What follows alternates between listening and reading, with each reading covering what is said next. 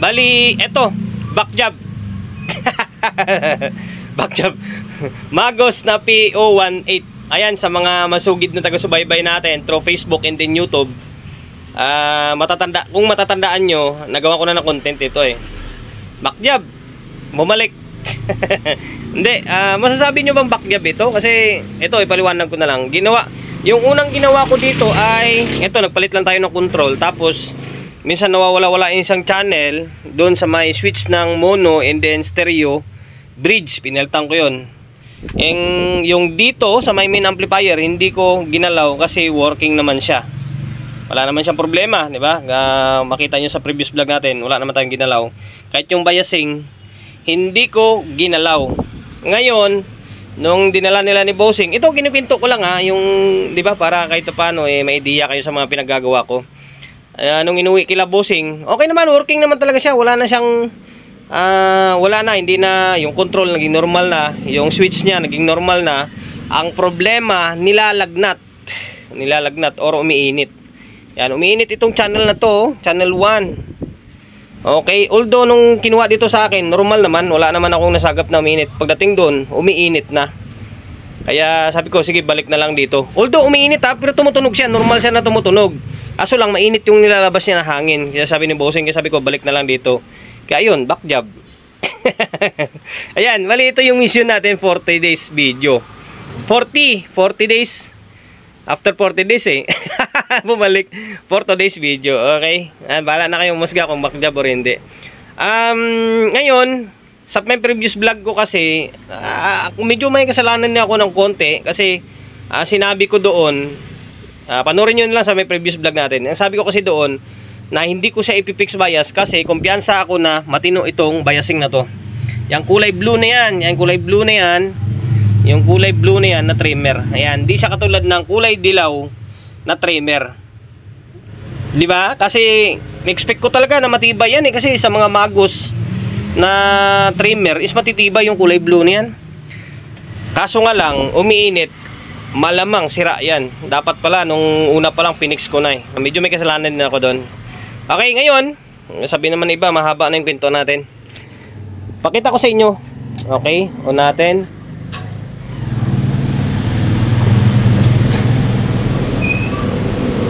Ayan, nagno-normal yan normal yan, nagno-normal yan.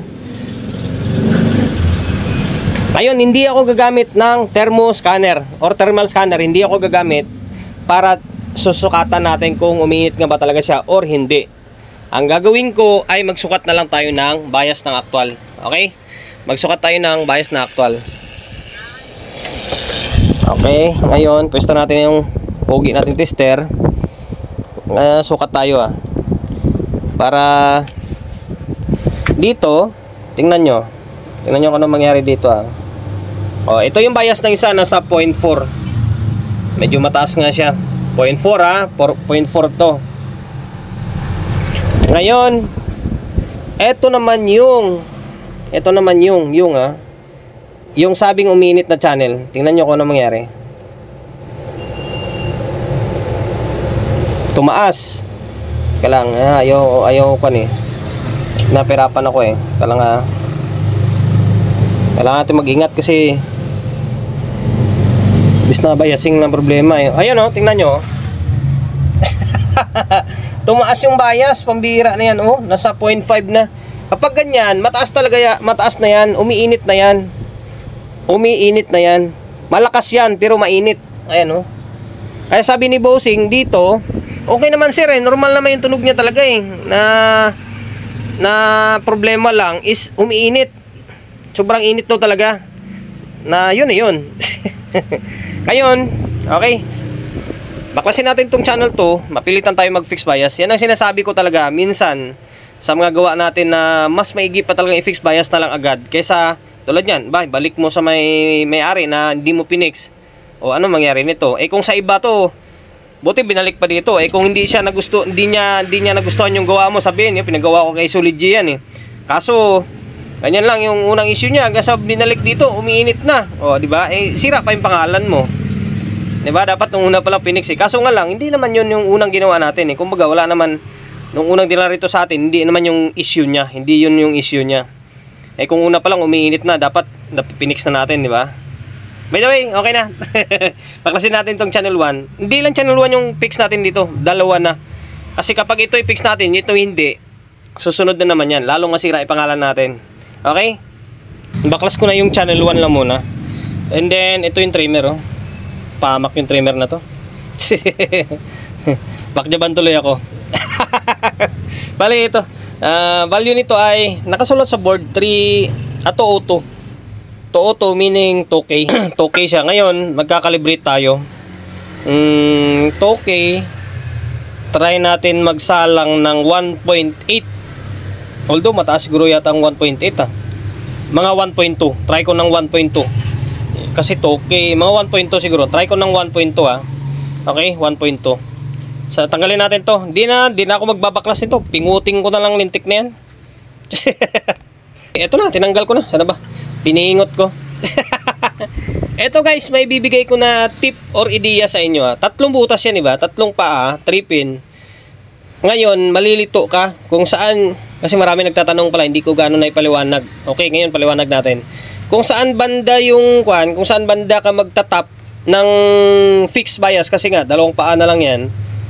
Ang gagawin mo, titisterin mo siya. Tulad yan, kung wala siyang, tulad nito, wala siyang linya, hindi mo makita na magkadugtong. Kasi, yung dalawa dyan is magkadugtong, yung isa dyan is mahiwalay. Ngayon, para malaman kung saan ka magtatap, itisterin mo. Kung may tester ka, testerin mo. Pero kadalasan yan, gilid-gilid lang. Kailangan yung side na magkadugtong, tulad nito, to. Magsushort dapat.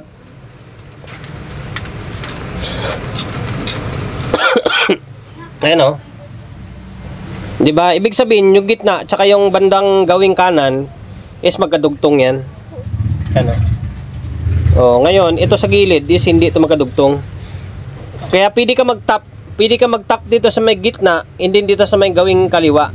Pwede ka mag-tap dito, gawing kaliwa, tapos sa punta sa may gitna. Or, para mas safe, dito ka na lang, gilid-gilid ka na lang, para malayo yung pagitan nila.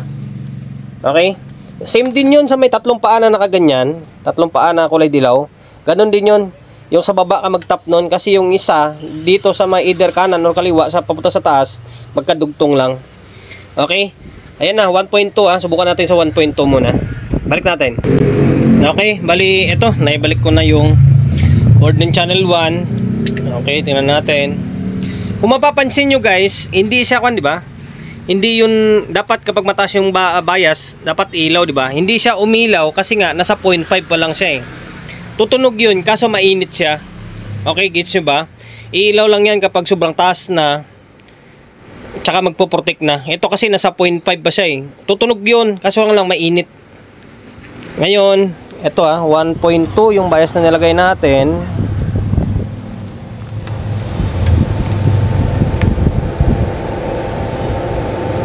Okay, ito yung ito yung stock na nasa 0.4 na nga siya.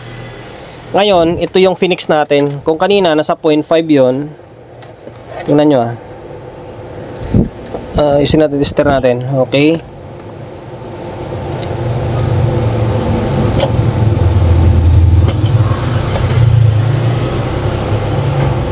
Halos 0.4 na rin siya Bumaba lang ng konti. Konting-konti lang yung binaba niya. Ibig sabihin, ang layo ng 1.2. Ang dating nito, Tucson-ra na CE50. Tucson-ra na CE50. Ang bias na ginamit ko dun is 560. Okay. Baba natin. Try natin ng mga 560 na. Sagad natin ng 560. Pasensya na kayo guys Ganun talaga pag nagkakalibrate ka. Hindi yung pagkalagay mo is okay na agad, di ba? Kasi may hinahanap tayo. Although kahit yan pwede na yan, tutunog yan. Kaso nga lang mainit or mabilis siya uminit. Kaya kailangan ibaba natin. Ang ako ginagawa ko diyan mga 0.27 lang or halos magpo 0.3 lang. 'Yun ang mas maganda, lalo pang probinsya pa. 560 na ito. Yan, 560. Green, blue, brown. Ayan, green, blue, brown, 560 ohms. Ngayon, salpak natin ulit. Dito lang medyo talo kasi isa hiwalay yung kable. Hindi katulad sa mga CE series na isang salpakan lang ito, hiwa-hiwalay. Okay, balik ko muna ito. Sana tumama na. Binalik na natin ulit. Sana sa pull.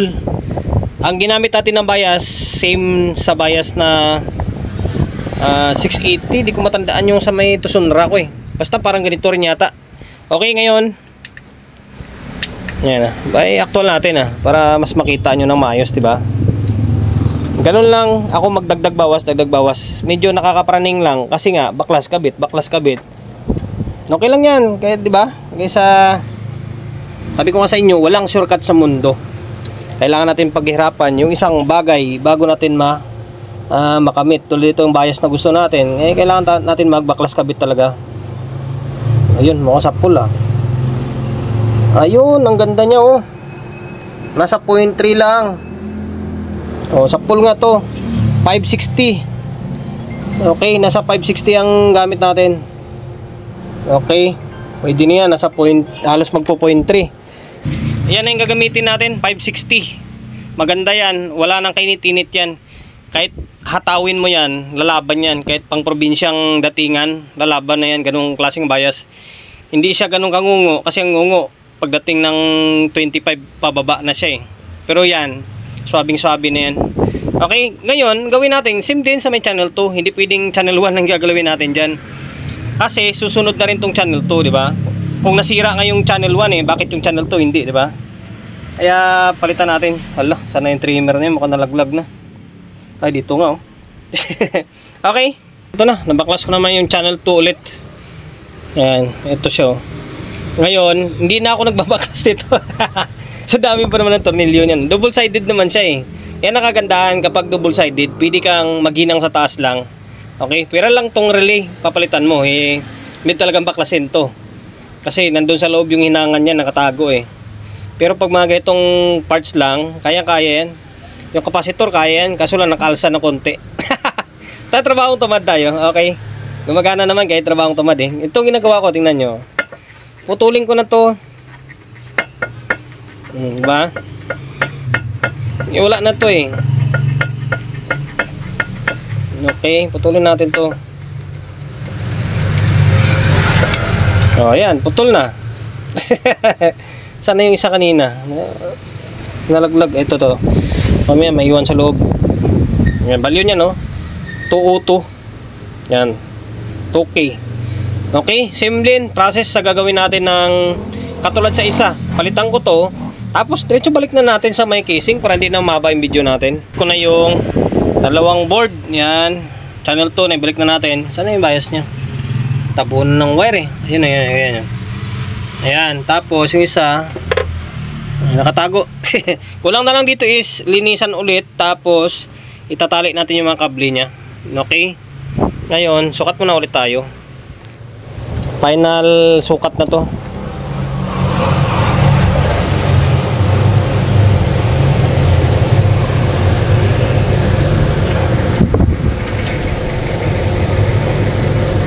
Okay, yan siya Ang ganda ng bias nyo. Yun na, channel 2 yan Okay na yan. Ngayon, lagay tayo ng speaker and then audio input para matapos yung vlog natin. So ngayon guys, bali, eto na. Naglagay na ako ng speaker Yan. Then audio input. Dalawa, naka-stereo yan. Laptop natin yung audio source natin. Ngayon, eto na. Isang channel. Solid ng tunog niya. Channel 2. Problema lang talaga nito nung nakaraan ko yung kabilang side is minsan meron tunog. Itong channel 2 minsan wala. Nagpalit tayo ng control noon sa previous vlog. Tapos ito pinalitan ko tong switch sa likod Hindi ako nagka problema. Yan Solid ng tunog niya. Para sila ng Tusunra na C15 ito.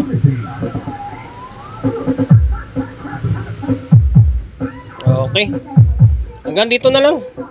Yun lang naman yung point natin. Umiinit, sira yung biasing. Ito lang lintik na itong dahilan Okay, sana nakapagbigay ideya ulit ako, di ba? Ganun lang yung proseso ko sa pag-fix bias nito. Okay, Magos 18. Mag-outro pa ba ako? Hindi na.